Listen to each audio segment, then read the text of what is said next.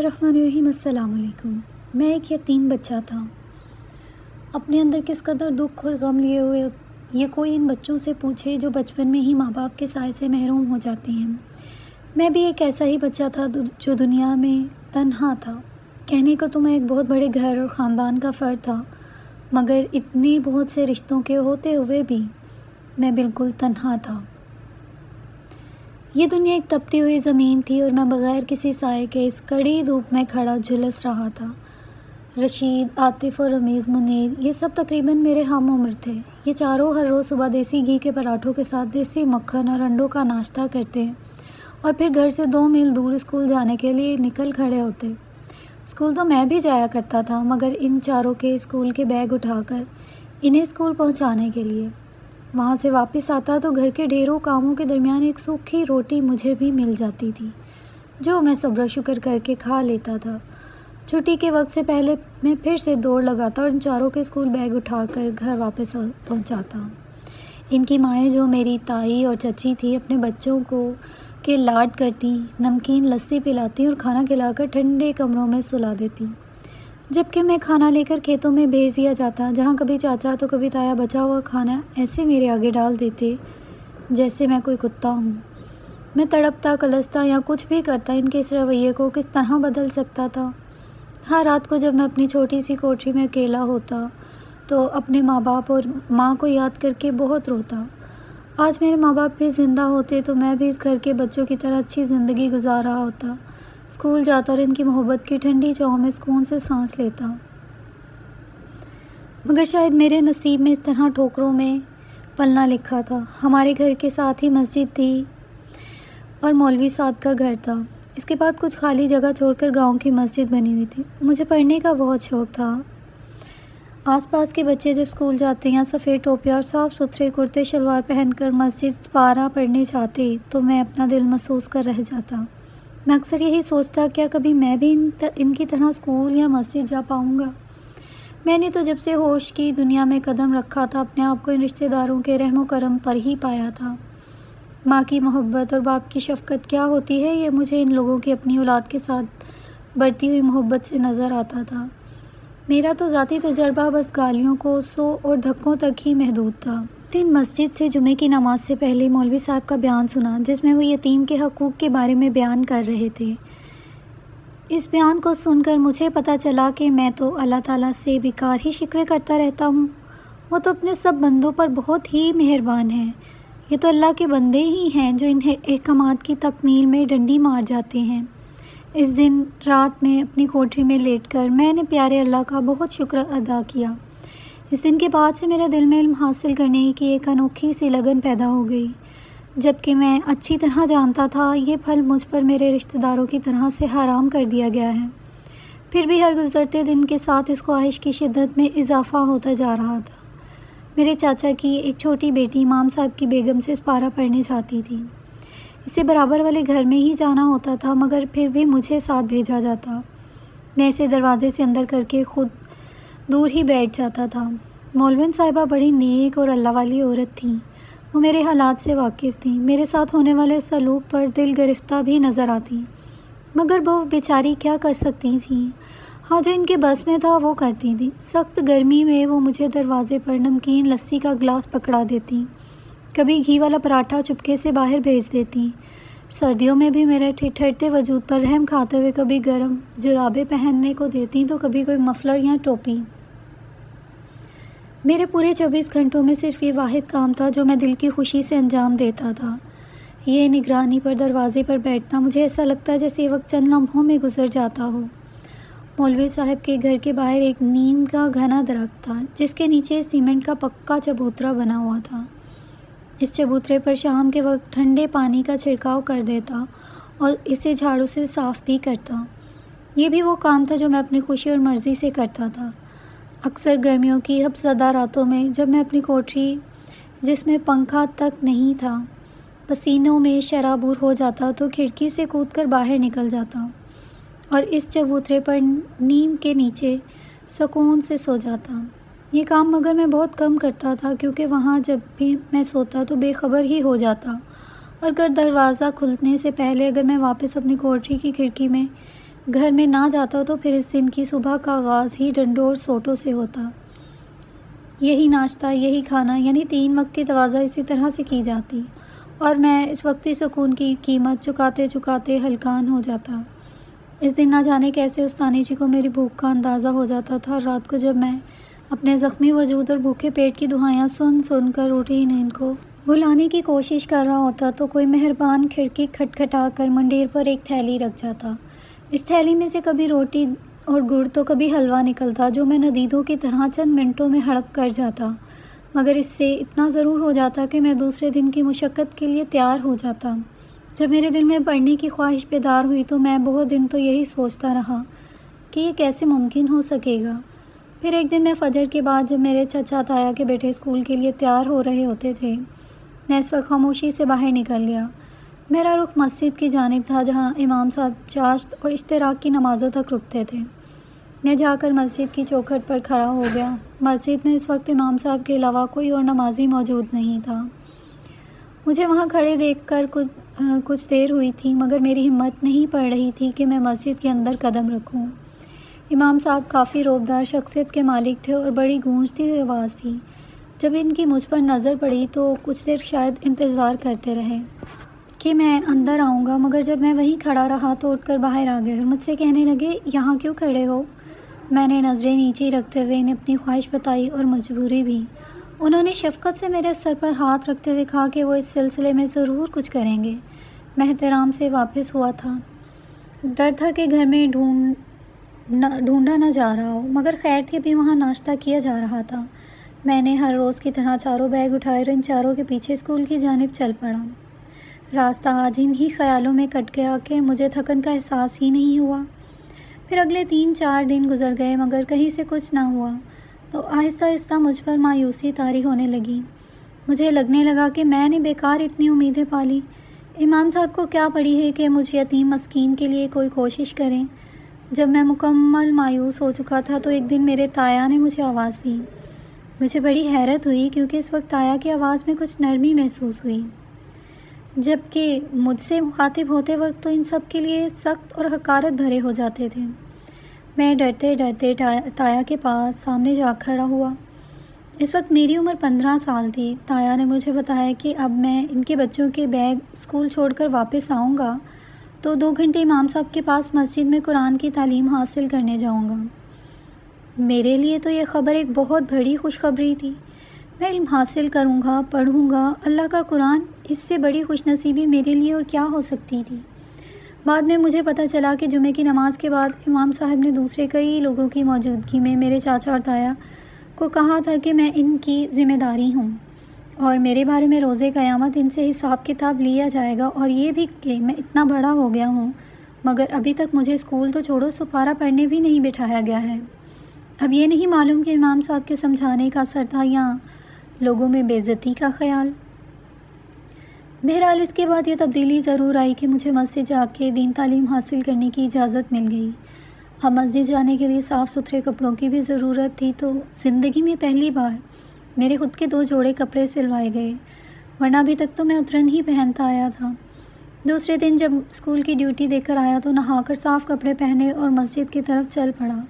وہاں امام صاحب نے مجھے اردو اور عربی دونوں قاعدے دیے اور کہا کہ جتنا ہو سکا مجھے تعلیم دینے کی کوشش کریں گے، بس میں ثابت قدم رہوں۔ پڑھنے کے بعد میں گھر آیا، اپنے صاف کپڑے اتار کر پھر وہی پرانے کپڑے پہنے اور اسکول کی جانب روانہ ہو گیا۔ باقی کا پورا دن پھر وہی روٹین تھی، مگر مجھے ایسا لگ رہا تھا جیسے آج میں نے نیا جنم لیا ہے۔ میری چاچی اور تائی کو یہ بات بہت بری لگی تھی کہ اب گھر کے چھوٹے چھوٹے کام جو میں صبح کر دیتا تھا وہ انہیں خود کرنے پڑ رہے تھے۔ انہوں نے اس بات پر شور بھی کیا، مگر نہ جانے امام صاحب کی کون سی بات میرے تایا کے دل کو لگ گئی تھی کہ وہ اب مجھ سے کافی بہتر سلوک کرنے لگے تھے۔ میری زندگی کی مشکلات ابھی ختم تو نہ ہوئی تھیں، مگر اب دین کی تعلیم اور امام صاحب کی صحبت میں رہنے سے میں کافی سدھرتا جا رہا تھا۔ 4 سال کا عرصہ اسی طرح گزر گیا۔ میں اب امام صاحب سے بہت کچھ سیکھ گیا تھا۔ قرآن پاک کی تعلیم کے ساتھ ساتھ انہوں نے مجھے عربی اور اردو بھی لکھنا پڑھنا سکھا دی تھی، ساتھ ہی ساتھ وہ میری تربیت بھی کر رہے تھے۔ اب اکثر مجھ سے اذان بھی دلواتے اور مسجد میں آنے والے بچوں کو سپارہ پڑھاتا۔ میرے چچا زاد اور تایا زاد بھی اسکول ختم کر کے شہر پڑھنے جا چکے تھے۔ میرے پاس اب کافی وقت ہوتا تھا جو میں مستقل دین سیکھنے اور امام صاحب کی زیر تربیت گزارتا تھا، مگر اس رات کی صبح میری دنیا تاریک کر گئی۔ جب میں صبح مسجد پہنچا تو امام صاحب ابھی تک نہ آئے تھے۔ یہ بڑی حیرت کی بات تھی، ایسا پہلے کبھی نہ ہوا تھا۔ میرے ساتھ ساتھ باقی سارے نمازی بھی حیران تھے۔ بہرحال میں نے اذان دی اور نماز پڑھائی۔ نماز کے بعد بھی جب امام صاحب کی کوئی خبر نہ آئی تو میں ان کے گھر کے دروازے پر دستک دی۔ کچھ دیر بعد مولوین صاحبہ دروازے پر آئی اور امام صاحب کی طبیعت خراب ہونے کی اطلاع دی۔ میں خاموشی سے واپس ہو گیا کیونکہ گھر کی بہت ساری ذمہ داریاں ابھی بھی میرے اوپر ہی تھیں۔ میرے چچا اور تایا عمر بڑھنے کے ساتھ ساتھ شاید خوف خدا کے ڈر سے کافی ٹھیک ہو چکے تھے۔ اب گھر میں مجھے بھی سب کے ساتھ ناشتہ کھانا دیا جانے لگا تھا۔ اس کے علاوہ میری کچی کوٹری کو بھی پکا کر کے اس میں پنکھا اور بلب وغیرہ لگا دیا گیا تھا۔ مجھے ان کے بچوں کے مساوی حقوق تو ابھی بھی نہ ملے تھے، مگر میرے لیے یہ بھی غنیمت تھا کہ اب مجھے کم از کم انسان تو سمجھا جانے لگا تھا۔ میرے لیے تو یہ بھی بہت بڑی نعمت تھی اور یہ سب مجھے امام صاحب کی صحبت کا فیض ہی لگتا تھا۔ دوپہر میں جب نماز ظہر کے وقت میں مسجد گیا تو امام صاحب اس وقت بھی موجود نہ تھے۔ میں نے پھر اذان دے کر نماز پڑھائی ہی تھی کہ اچانک میں بتایا کہ امام صاحب کے گھر سے رونے کی آواز آ رہی ہے۔ میں بھاگم بھاگ امام صاحب کے دروازے پر پہنچا اور دستک دی تو اس بات کی تصدیق ہو گئی کہ امام صاحب کا انتقال ہو گیا ہے۔ مجھ پر تو غم کا پہاڑ ٹوٹ پڑا۔ مجھے ایسا لگنے لگا کہ جیسے میں ایک بار پھر سے یتیم ہو چکا ہوں۔ میرے قدم لرز رہے تھے اور چہرہ آنسوؤں سے تر ہو چکا تھا۔ میں ہمت کر کے مسجد کی طرف گیا اور امام صاحب کے انتقال کر جانے کا اعلان کر دیا۔ پورا گاؤں مسجد میں جمع ہو چکا تھا۔ ہر کوئی افسردہ تھا۔ امام صاحب کا کوئی بیٹا نہ تھا، اس لیے سب نے مل کر کفن دفن کی تیاری کی۔ طے یہ پایا کہ مغرب کے وقت نماز جنازہ پڑھ کر میت اٹھا دی جائے، مگر جب سب لوگوں نے مجھے امام صاحب کے گھر بھیجا کہ مولوین صاحبہ سے اجازت لے لو تو آگے سے انہوں نے ایک عجیب بات کہہ دی۔ میں ان کی بات سن کر چپ رہ گیا، مگر یہ وقت بحث کا نہیں تھا۔ میں مسجد واپس گیا اور لوگوں کو بتا دیا کہ امام صاحب کی بیگم کا کہنا ہے کہ ابھی نماز جنازہ نہیں پڑھایا جائے گا۔ مگر کیوں؟ بہت سی آوازیں ایک ساتھ گویا ہوئیں اور لوگ سوالیہ نظروں سے مجھے دیکھنے لگے۔ میں نے جو کچھ سنا تھا وہ انہیں بھی بتا دیا۔ سب لوگ حیرت میں مبتلا ہو چکے تھے کیونکہ امام صاحب کی بیوی نے کہا تھا، امام صاحب نے مرنے سے پہلے وصیت کی تھی کہ جب ان کا انتقال ہو جائے تو ان کی میت ایک رات کے لیے چھت پر رکھ دی جائے، اس کے بعد دوسرے دن ان کی نماز جنازہ پڑھائی جائے۔ سب لوگ تجسس تو تھے پر وصیت پر عمل کیے بغیر چارہ بھی نہ تھا۔ اب امام صاحب کے جنازے کو چھت پر رکھ دیا گیا اور سب لوگ اپنے اپنے گھروں میں چلے گئے کہ صبح اٹھ کر تدفین کریں گے، مگر مجھے یہ بات ہضم نہ ہو رہی تھی کہ آخر امام صاحب نے ایسی وصیت کیوں کی ہے۔ جب سب لوگ چلے گئے اور رات کافی گزر گئی تو میں رہ نہ سکا اور چپ چاپ سے اپنی چھت پر چڑھ کر امام صاحب کی چھت پر چلا گیا۔ وہاں میں ایک کونے میں چھپ کر بیٹھ گیا۔ پھر میں نے جو منظر دیکھا اسے دیکھ کر میں پتھر ہو گیا۔ میں جس طرح گیا تھا سب دیکھ کر اس طرح واپس اپنی چھت پر آ گیا۔ دوسرے دن امام صاحب کی نماز جنازہ پڑھا کر ان کی تدفین کر دی گئی۔ اب مسجد کی امامت میرے سپرد تھی۔ میرا زیادہ تر وقت اب مسجد میں ہی گزرتا تھا۔ میرے رشتہ داروں نے بھی اس بات کو قبول کر لیا تھا اور اب میری کافی عزت کرنے لگے تھے۔ میں بھی پوری کوشش کرتا تھا کہ ماضی میں ان کی گئی زیادتیوں کو ذہن سے جھٹک دوں۔ اللہ تعالیٰ کے کرم سے مجھے گاؤں میں بے حد عزت ملی تھی۔ اب سب مجھ سے نظر جھکا کر بات کرتے، اپنے بچوں کو میرے پاس دین سیکھنے کو بھیجتے، میری امامت میں نماز ادا کرتے، مجھ سے اپنے پیاروں کی مغفرت کی دعا کرواتے۔ میں اپنے آپ کو نہایت خوش نصیب سمجھتا تھا۔ میں جو جانوروں جیسی زندگی گزار رہا تھا، اللہ کے کرم اور امام صاحب کی توجہ سے کہاں پہنچ گیا تھا۔ مولوین صاحبہ جب عدت پوری ہوئی تو میں نے اپنے تایا کو کہہ کر ان کی بیٹی کے لیے اپنا رشتہ بھیج دیا۔ دوسری طرف میرے رشتہ داروں کو بھی اللہ نے ہدایت سے نوازا تھا اور انہوں نے زمین میں سے جو میرے باپ کا حصہ تھا وہ مجھے دے دیا تھا۔ میرا رشتہ قبول کر لیا گیا تھا اور جب کچھ مہینوں کے بعد میری شادی ہو گئی تو ایک دن میں نے موقع پا کر اپنی ساس سے یہ سوال کر ہی لیا۔ وہ میرا سوال سن کر حیرت زدہ رہ گئیں اور یکٹک مجھے دیکھنے لگیں۔ میں منتظر رہا کہ وہ کچھ کہیں گی مگر وہ خاموش رہیں، تو بس وقت میں بھی خاموشی سے اٹھ کر آ گیا۔ میں نہیں چاہتا تھا کہ میری کسی بھی بات سے ان کو تکلیف پہنچے۔ مجھے آج بھی بچپن میں ان کی کی گئی مہربانیاں اچھی طرح یاد تھی۔ میری نظر میں ان کی اسی طرح عزت تھی جیسے پہلے تھی، مگر میں نے اس دن جو دیکھا تو وہ سوال مجھے چین نہیں لینے دیتا تھا۔ کچھ دن بعد وہ ایک دن خود ہمارے گھر چلی آئیں۔ اب میں نے مسجد کے برابر والی خالی جگہ پر اپنے لیے ایک مکان بنا لیا تھا، جہاں میں اپنی بیوی کے ساتھ ایک بہت اچھی زندگی گزار رہا تھا۔ میری بیوی نہایت نیک اور عبادت گزار ہونے کے ساتھ ساتھ شوہر کی فرما بردار بھی تھی، اور اس نے میرے گھر کو جنت بنا دیا تھا۔ جب میری ساس میرے گھر آئیں، اس وقت میری بیوی کسی کام سے گئی ہوئی تھی۔ میں نے ان سے کہا کہ آپ کی بیٹی تو گھر پر نہیں ہے۔ انہوں نے مجھ سے کہا وہ جان بوجھ کر ایسے وقت آئی ہے جب ان کی بیٹی گھر پر نہیں ہے، کیونکہ جو بات وہ کرنا چاہتی ہیں نہیں مناسب کہ وہ بیٹی کے سامنے کریں۔ پھر انہوں نے مجھ سے کہا کہ میری اس بات میں کوئی غلط بیانی نہیں تھی جو میں نے اپنے شوہر کی وصیت کے متعلق کی تھی۔ میں نے کہا آپ بتائیے، جو بھی حقیقت ہے آپ جو بھی کہیں گی وہ راز بن کر میرے سینے میں ہی رہے گا۔ بس یقین دہانی کے بعد انہوں نے جو بتایا وہ یہ تھا، ان کی شادی کو 10 سال گزر چکے تھے، مگر ان کے گھر اولاد نہ ہو سکی تھی۔ انہوں نے امام صاحب سے کئی بار کہا کہ دوسری شادی کر لیں، مگر وہ شریف النفس انسان نہ مانے۔ اس گاؤں میں آنے سے پہلے ہم لوگ جہاں رہتے تھے وہاں ہمارا گھر گاؤں کے بالکل شروع میں تھا، بس کافی دور تھا۔ ایک دن رات کے وقت دروازے پر زوردار دستک ہوئی۔ امام صاحب نے جا کے دروازہ کھولا تو وہاں ایک خوبصورت لڑکی کھڑی تھی جو بے حد ہراساں تھی۔ اس نے کالی چادر بھی خود کو چھپایا ہوا تھا۔ دروازہ کھلتے ہی وہ گھر میں آ گئی۔ وہ بہت خوفزدہ لگ رہی تھی۔ میں اسے اندر لے گئی، اسے تسلی دی اور کہا وہ آرام سے سو جائے، صبح بات کریں گے۔ دوسرے دن اس کی حالت کچھ سنبھل گئی تو میں نے اس سے پوچھا کہ وہ اتنی رات کے کہاں سے آ رہی تھی۔ اس پر بس اس نے بتایا اس کے سوتیلے ماموں نے اس کا سودا ایک عیاش شخص سے کر دیا تھا جو اس کی عزت کے در پہ تھا۔ وہ بڑی مشکل سے اپنی جان بچا کر بھاگی اور پہلی نظر آتے گھر کے دروازے پر دستک دے دی۔ بہرحال وہ ہمارے ساتھ ہی رہنے لگی تو میرے دل میں پھر سے ایک خیال آیا کہ امام صاحب کی شادی کروا دوں، جبکہ اس گھر میں بھی بچے کی خوشی آ سکے۔ میں نے اس سے بات کی تو کہنے لگی آپ میری بڑی بہن جیسی ہیں، میں نہیں چاہتی کہ ہمارے درمیان سوتن جیسا کڑوا رشتہ ہے۔ میں نے اسے یقین دلایا کہ ایسا کچھ نہیں ہوگا، بلکہ وہ اگر ایسا کرے گی تو مجھ پر احسان ہوگا۔ میرے بہت منت سماجت کرنے پر وہ راضی ہو گئے۔ دوسری جانب میں نے اپنے شوہر کو بھی رو دھو کر راضی کر ہی لیا تھا۔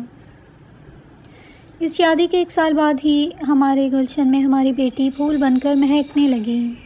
اس نے وہ بچی پیدا ہوتے ہی میری گود میں ڈال دی تھی اور اس کے بعد ایک دم گوشہ نشین ہو گئی۔ میرے شوہر کو بھی اپنے پاس نہ آنے دیتی، اور پھر جب ہماری بیٹی 1 سال کی ہوئی تو وہ اچانک کہیں غائب ہو گئی۔ ہم نے بہت ڈھونڈا مگر وہ نہ ملی۔ یہ تو سچ بات ہے کہ بچی کو پا کر میں بہت خوش تھی۔ پھر میرے اصرار پر امام صاحب وہاں سے گھر بار چھوڑ کر یہاں تمہارے گاؤں میں آ گئے، مگر چند سال بعد وہ میری سوتن اور میری بیٹی ماں خاموشی سے مجھ سے ملنے آئی اور اپنی بیٹی کو ایک نظر دیکھنے کی خواہش کا اظہار کیا۔ میں اسے دیکھ کر ڈر گئی تھی کہ وہ اپنا حق نہ جتانے لگے، مگر بس اس نے مجھے تسلی دی کہ وہ گوشہ نشینی کی زندگی گزار رہی ہے، وصولات کی محبت میں ایک نظر دیکھنے چلی آئی ہے۔ ساتھ ہی اس نے مجھ سے وعدہ بھی لیا اگر اسے کچھ ہو گیا تو مجھ تک پیغام پہنچ جائے گا، پھر میرا فرض ہوگا امام صاحب کو بطور محرم اس کا کفن دفن کرنے دیا جائے، اور اگر امام صاحب کو کچھ ہو جائے تو اسے اطلاع دے کر آخری دیدار کروایا جائے۔ تو بس رات میں امام صاحب کا جنازہ چھت پر رکھ کر اس کا انتظار کر رہی تھی۔ ادھورا سچ کڑوا ہوتا ہے۔ اس رات میں نے تمہیں دیکھ لیا تھا، بس صحیح وقت پر تمہیں یہ سب بتانا چاہتی تھی۔ وقت نے مجھے اتنی مہلت ہی نہیں دی اور اس کے بعد میری بیٹی کی تم سے شادی ہو گئی۔ میں نہیں چاہتی یہ روز میری بیٹی کو بھی پتہ چلے اور اس کے دل میں جو آج میرے لیے ماں والی چاہت ہے وہ کم ہو جائے، کیونکہ مولوی صاحب کے مرنے کے بعد اب میں بہت تنہا ہو گئی ہوں اور اس کی بے رخی نہیں برداشت کر پاؤں گی۔ میں نے انہیں تسلی دی کہ ان کے مجھ پر بہت احسانات ہیں، میں ان کا راز ہی رکھوں گا۔